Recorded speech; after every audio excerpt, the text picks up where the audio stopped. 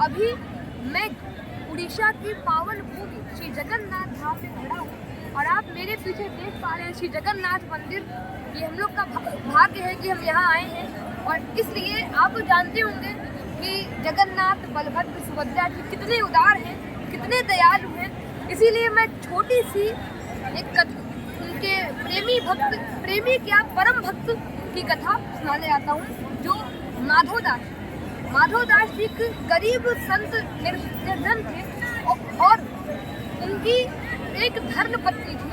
धर्मपत्नी बच्चों को जन्म देते ही स्वर्ग सिधारती थी और परंतु माधवदास जी ने इसको भगवान का प्रारंभ ही माना और तुरंत जगन्नाथपुरी की तैयारी में चल दी। परंतु जब किसी ने पूछा कि माधवदास ये जो तुम्हारे बच्चे हैं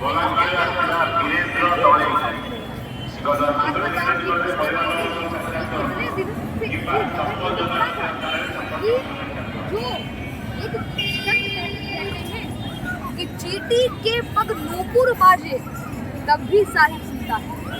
तो जो सबकी पूरे जगत का पालन करता है वो इसका भी पालन करेगा, वो इनका भी पालन करेगा। और तुरंत जगन्नाथपुरी की ओर चल पड़े। अब भिक्षुक थे, अब भिक्षुक को जो मिले वो भी ठीक, जो ना मिले वो भी ठीक। वो भगवान के दर्शन में इतना व्यस्त हो गए कि 3 दिनों तक भोजन ही नहीं किया।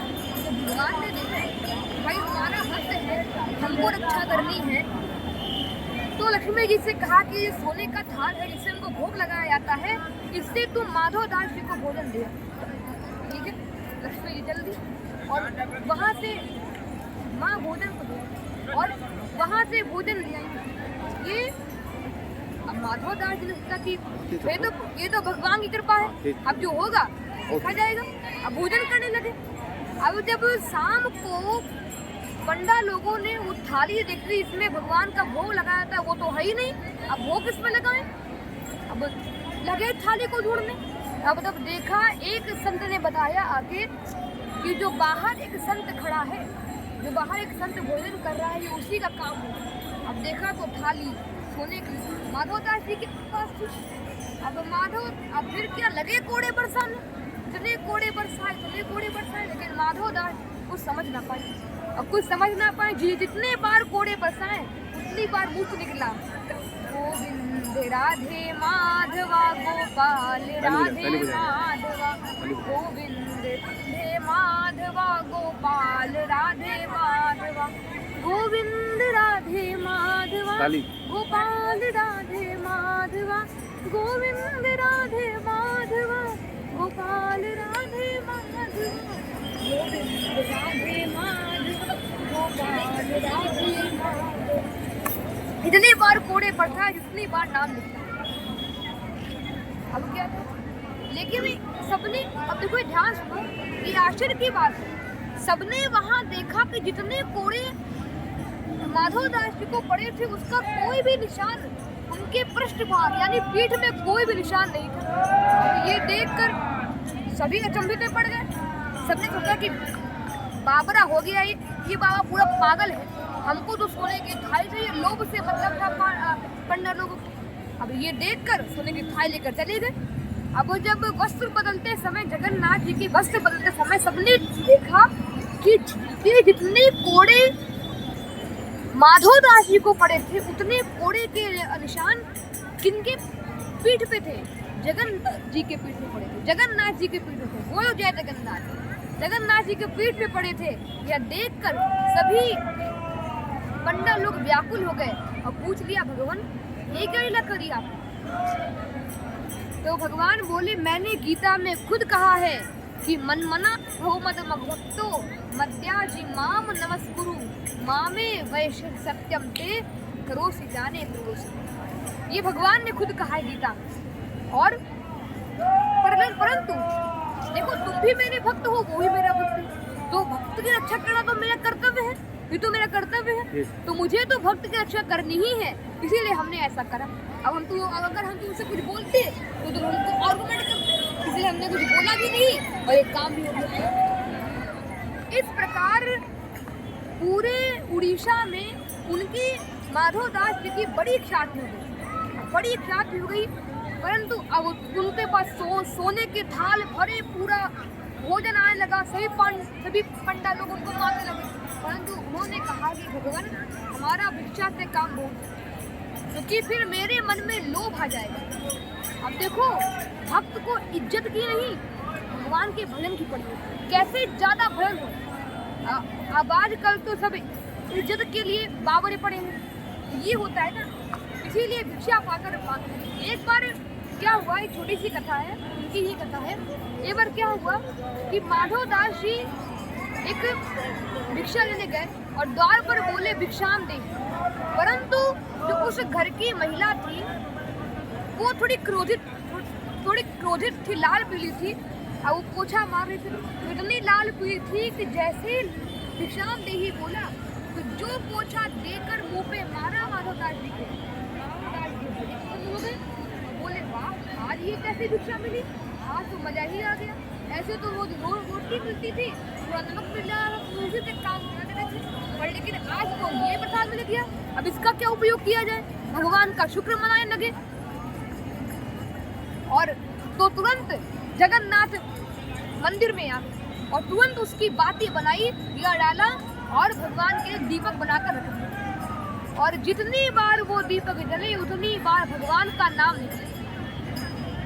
अब देखो, लेकिन भगवान थोड़े आज रुष्ट नजर आ रहे, तो माधव दास जी समझ गए कि आखिर बात क्या है, तो तुरंत बोले कि जय जय आप उस महिला पर क्रोधित मत होइए, वो तो उसने मुझे ऐसा प्रसाद दिया कि मैंने कितने घंटों जितनी बार ये दीपक जला उतनी बार मैंने कपड़ों किया, उससे रुष्ट मत होइएगा, उसको दंड मत दीजिएगा।